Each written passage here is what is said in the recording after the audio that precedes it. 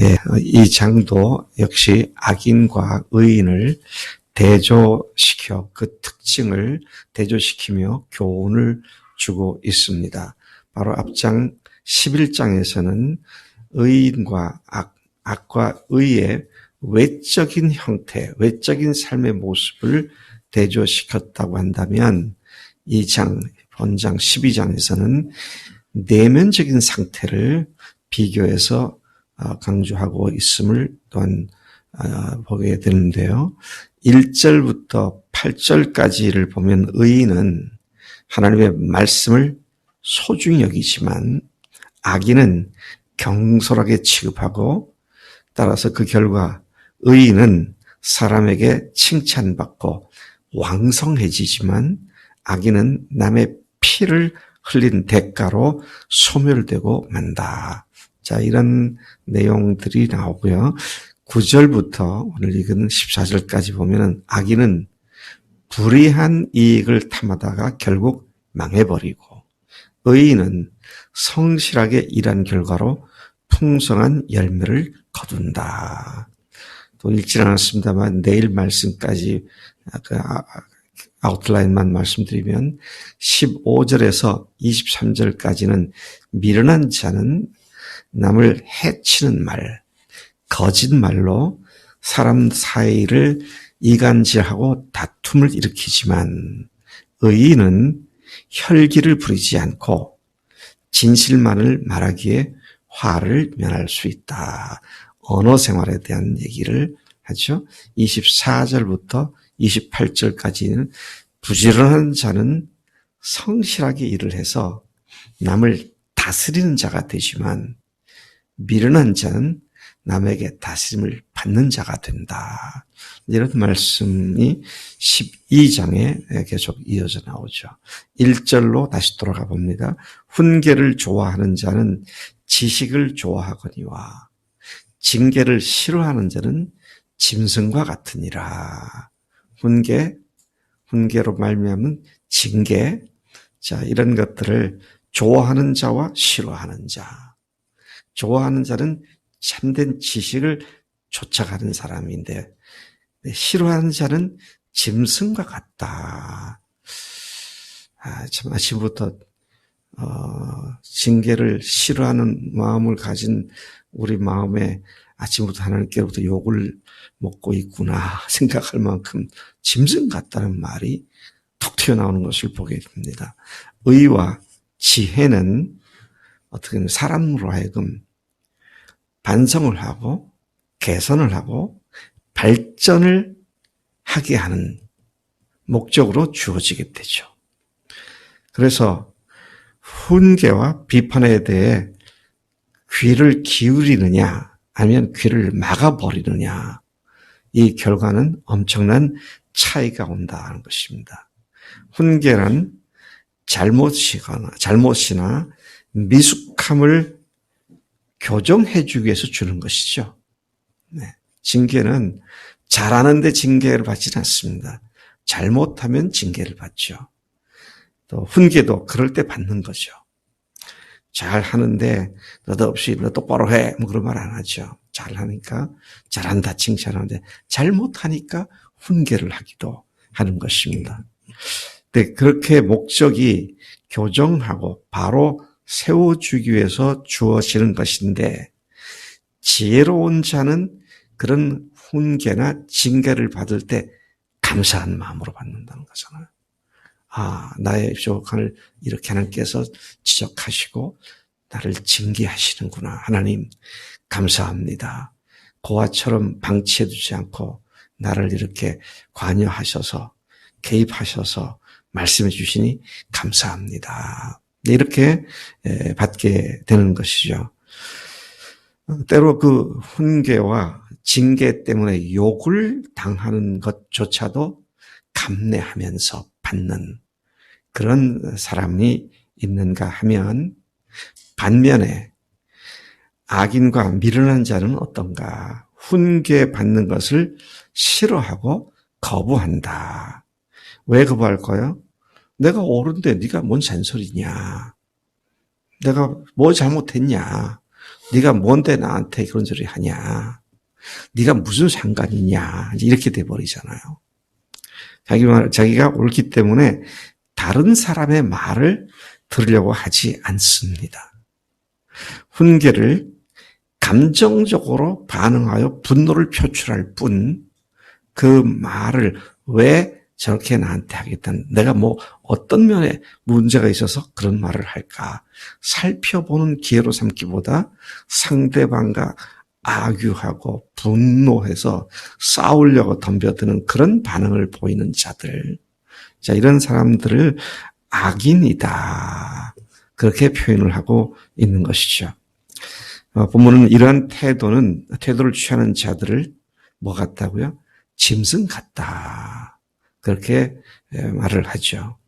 자신들에게 주는 훈계의 소중함을 알지 못하고 짓밟아 버리고 훈계한 사람을 공격해 버리고 그렇게 한다. 그 사람들은 짐승 같은 사람들이다.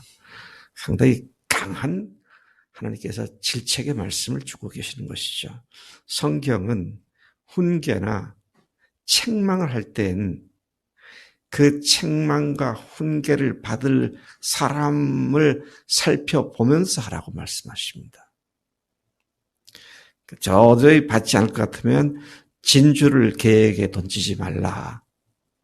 그런 말씀으로도 주님이 직접 말씀하고 하셨습니다. 그래서 여러분, 같은 징계고 같은 훈계인데 어떤 사람들은 참 달게 받고 나를 돌아보는 절호의 찬스로 삼는가 하면 지가 뭔데, 네가 무슨 상관이야, 그렇게 싸우려고 덤벼드는 그런 상태가 징계를 싫어하는 건데 그런 사람들은 짐승 같다, 그렇게 말씀을 하고 있는 것입니다. 2절에 보니까 의인, 선인은 여호와께 은총받지만 악을 꾀하는 자는 정죄당한다. 3절에 보니까요, 악은 사람을 굳게 세우지 못하지만, 그 다음에 의인의 뿌리라는 말이 나옵니다. 의인의 뿌리는 움직이지 않는다 그랬어요. 의인의 뿌리가 뭘까? 의인이 의롭게 살게 하는 그 근본 바탕 뿌리잖아요. 그게 어디에 있습니까? 마음에 있습니다. 그래서 그 뒤에 쭉 보면 마음에 대한 얘기가 여러 차례 나오고 12절에 다시 돌아가 보면 12절에도 같은 말이 나옵니다. 악인은 불의의 얘기를 탐하나 의인은 그 뿌리로 말미암아 결실하느니라. 우리들의 생각은 마음에서 나오고 그 마음의 생각이 입으로 나오게 되고 입으로 나온 것이 자기를 해치거나 유익하게 하고 다른 사람을 해치거나 다른 사람도 망하게 하는 그 출발점이, 그 그라운드가, 그 기초가 뭐냐? 마음이다. 뿌리다. 그렇게 말씀하고 있죠. 여러분들의 마음의 생각과 모든 행동의 근본 뿌리가 뭡니까? 이거 빨리 대답하세요. 여러분들의 생각하거나 행동하는 마음인데 그 마음의 뿌리가 뭐예요? 복음입니다. 복음입니다. 네, 우리 마음의 뿌리가 다른 게 아니라 복음이죠. 네, 복음이 뭡니까? 내가 죽일 죄인인데, 내가 죽일 놈이었는데 예수님이 그 죽일 죄를 위해서 나를 대신 죽으셨고 그분이 하나님으로서 그렇게 하신 것을 부활로 증명해 주셔서 하나님의 어마어마한 사랑을 받은 내가 되었기에 이제는 내가 더 이상 내가 주인 노릇하지 않고 예수님이 나의 주인이십니다. 내 뿌리를 바꿨잖아요.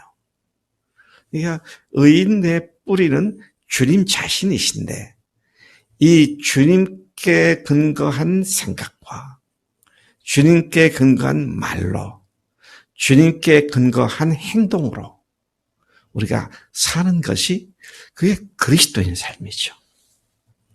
그런데 안타까운 건 그렇게 뿌리가 바뀌었어도 옛 습관이 그대로 남아가지고 그 옛 습관이 뭡니까? 자기가 주인 된 거잖아요.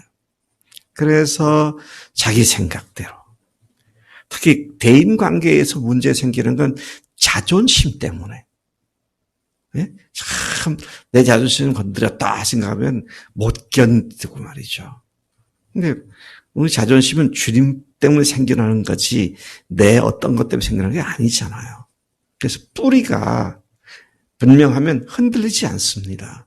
오늘 이 말씀이 그렇게 말씀이죠. 의인의 뿌리는 움직이지 않는다. 오늘 우리가 정말 우리의 근본 마음의 바탕과 뿌리가 복음이고 주님이다. 이 사실 가운데 딱 있다면 누가 무슨 말을 하더라도 나의 유익을 위해서 받지, 나의 유익을 위해서 얘기해도 거부해버리는 그런 교만한 자리에, 짐승 같은 자리에 가지 않는다는 것이죠. 여러분, 다른 사람들에게 여러분 자신을 생각해 보세요. 우리 현주리가 아니라 누구야? 원석이가 한번 생각해 봐. 원석이는 다른 사람이 나한테 뭔가 이렇게 조언을 하거나 또는 나의 잘못을 너는 이게 잘못된 거 이거 같다. 그렇게 말할 때 그렇습니까? 제가 몰랐습니다.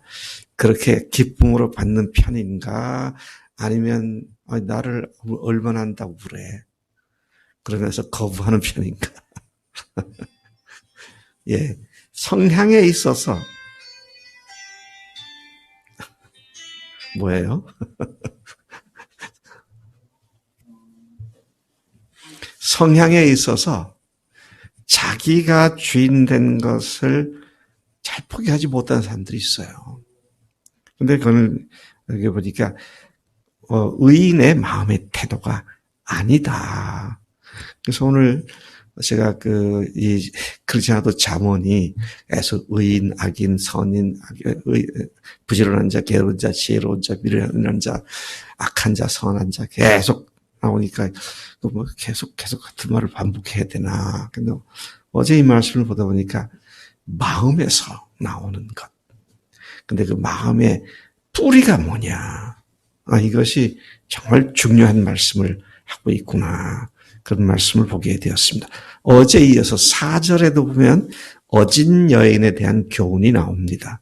어진 여인. 어제 보니까 후덕한 여인, 덕스러운 여인, 또는 친절하고 상냥한 여인. 그래서 어제 보니까 아름답지만, 아름답지만 절제하지 못하는 여자는 뭐 같다? 생각에 그런 말씀이 참 해학적인 말씀이 있어요. 돼지 코에 금고리 같다. 그러잖아요.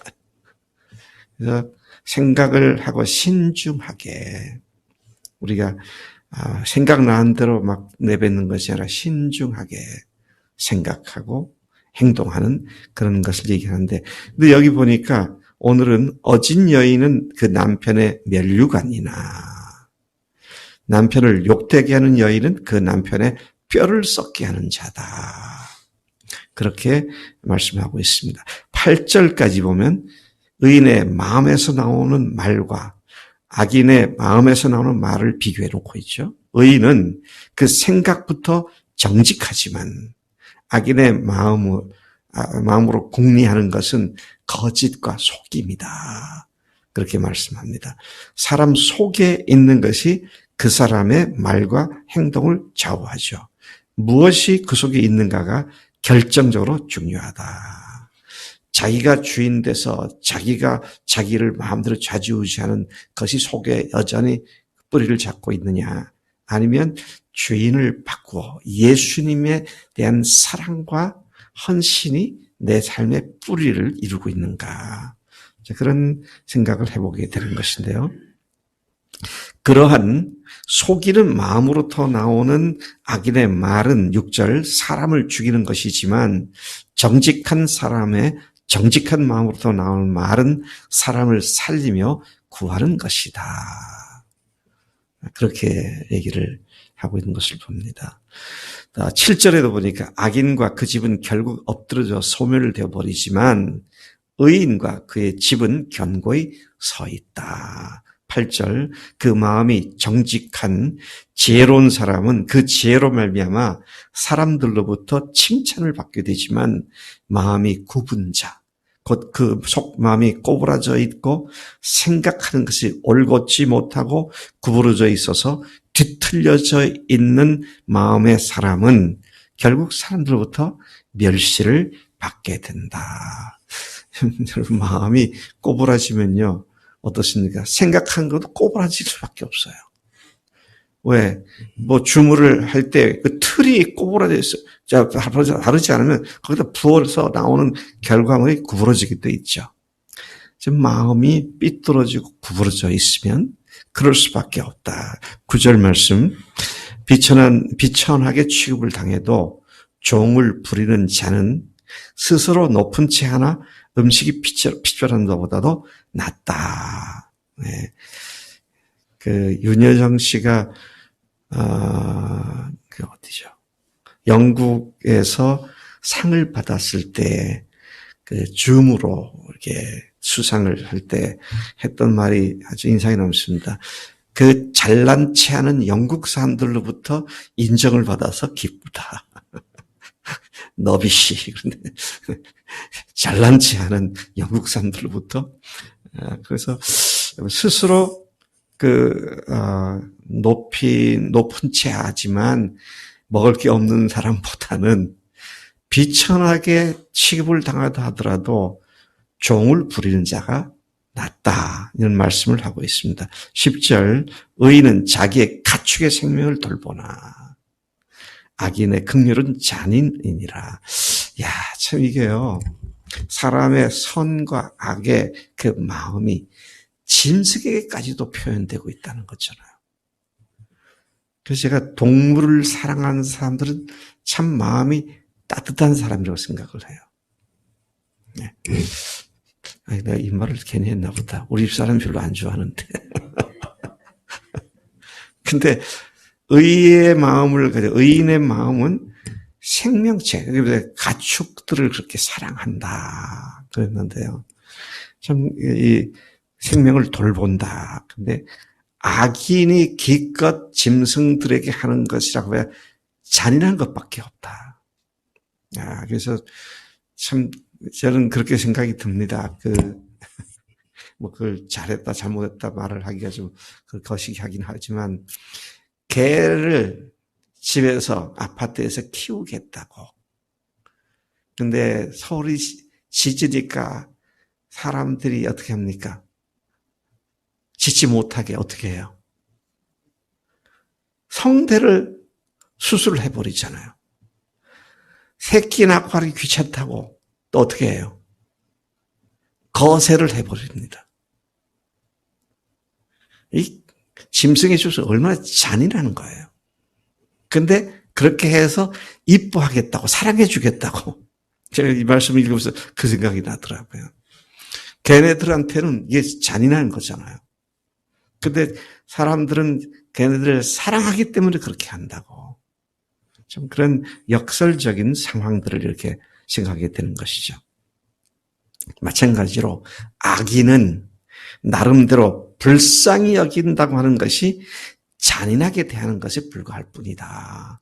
이 말씀을 이렇게 읽어보게 됩니다. 11절 자기 토지를 경작하는 자는 먹을 것이 많거니와 방탕한 것을 따르는 자는 지혜가 없느니라.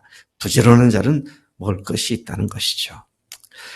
제가 언제 읽었던 글 중에 하나가 마을에 가난했던 사람이 부자가 된 이야기를 하는데 비결이 뭐냐 그랬더니 밖에 나갔다가 들어올 때는 꼭 뭐라도 하나씩 들고 들어온다고.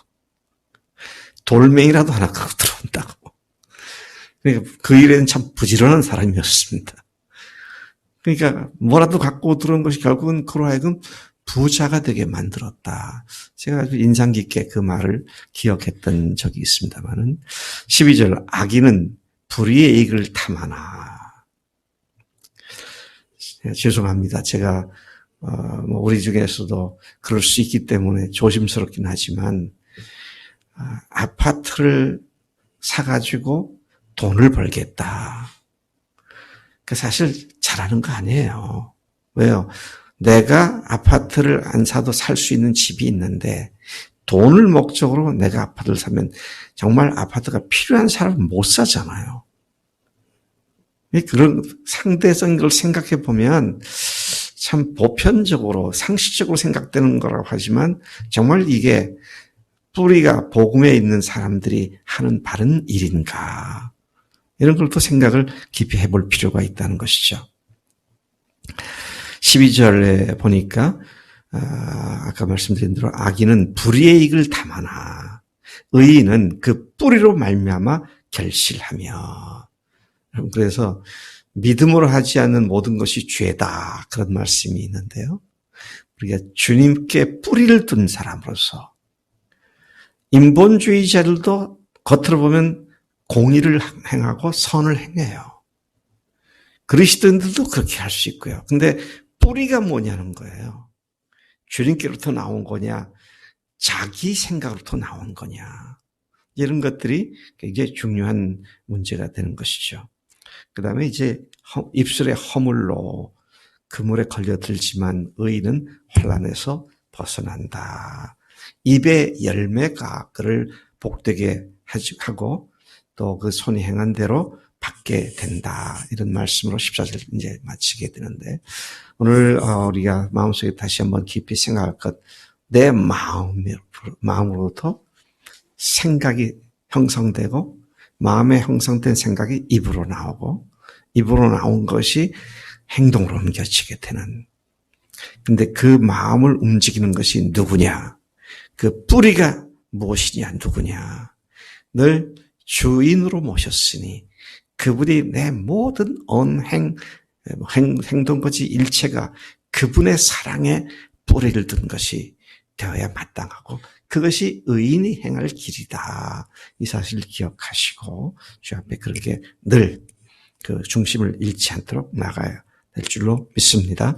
아버지 하나님, 감사합니다. 이 아침 우리들의 마음, 거기서 나오는 생각의 뿌리, 그것이 내가 아니라 주님인 것을 다시 묵상하게 하시고, 그러한 의의 행위가, 말이 어떻게 복된 것인지를 말씀해 주셔서 감사합니다.